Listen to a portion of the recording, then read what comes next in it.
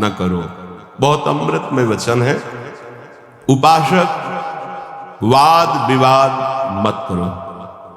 जिस प्रकार तुम अपने इष्ट देव को, अपने धर्म को दृढ़ विश्वास के साथ पकड़े हुए हो और महान मानते हो, ऐसे ही कोई दूसरे धर्म का उपासक अपने इष्ट देव को और अपने धर्म को महान मानता है।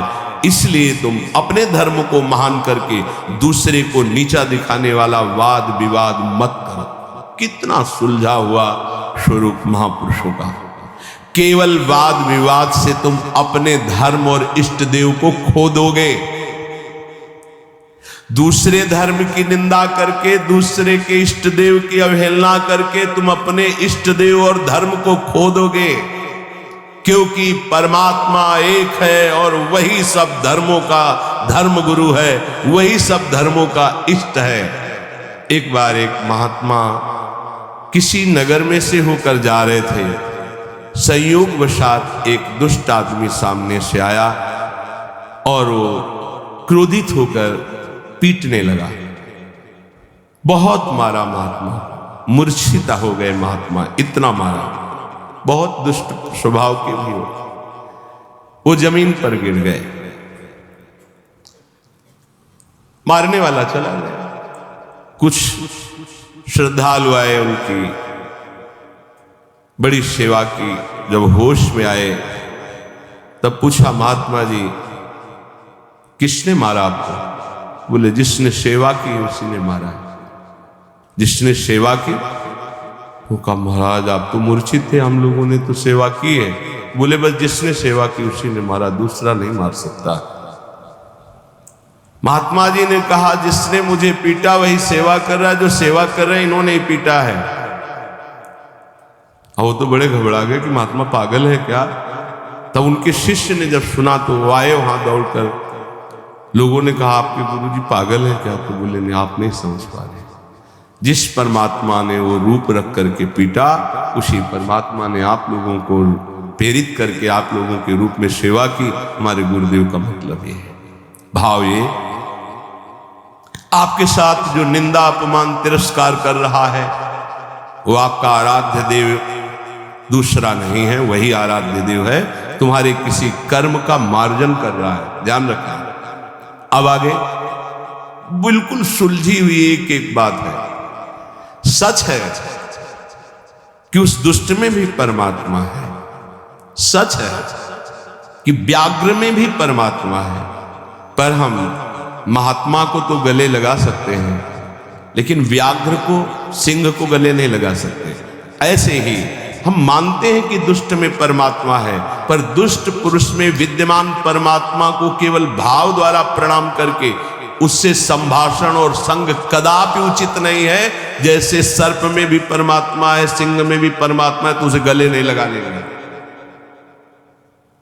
एक एक चेष्टा, एक एक वचन अमृत है। अगर ये धारण कर लोगे तो आपका भजन बचेगा और पचेगा और बढ़ेगा।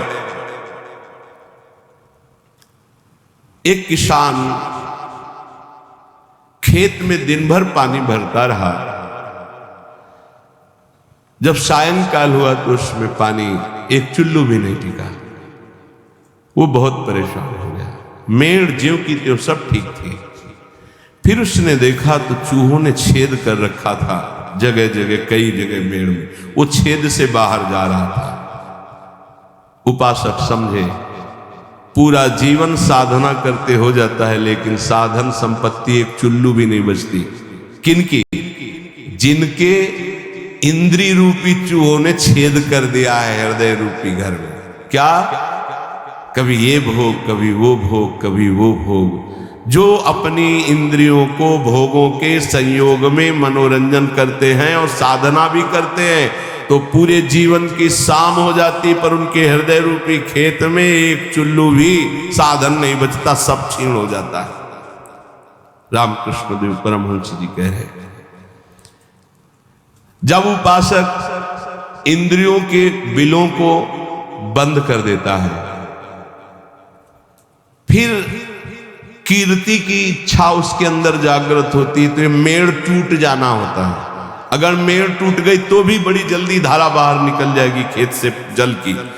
कीर्ति की चाह उत्पन्न होती कि मेरा यश हो जाए, गई जीवन की भजन संपत्ति कीर्ति की चाह में गई। कीर्ति भजन को छीण कर देती है।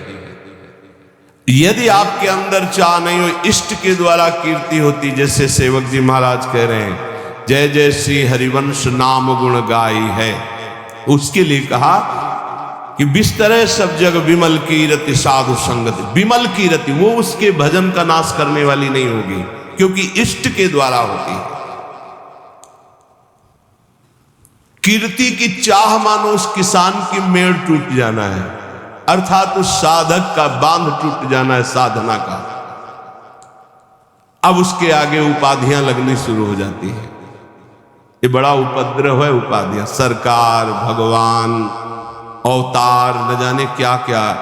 ये बिल्कुल नहीं स्वीकार करना चाहिए, बिल्कुल स्वीकार नहीं। सरक जाओगे सरकार कहलाने से। बहुत माया विचित्र, बहुत विचित्र, बहुत सावधान। ये महापुरुषों की बातें हैं। अब साधक की जहां कीर्ति रूपी मेड़ टूटी, बंधे घाव, वहां से ये बालू का बांध है। ईश्वर की जितनी आराधना चिंतन सब गया, वो अपनी कीर्ति का स्मरण करके वो भूलना शुरू हो गया। प्रभु का अहंकार जो मिटाना था वो फिर बढ़कर वैसे ही तैयार हो गया। इसीलिए जन्म भर उपासक को सावधान रहना चाहिए, ना इंद्रियों की विलासता और ना कीर्ति और ना किसी तरह की सिद्धि की वृत्ति।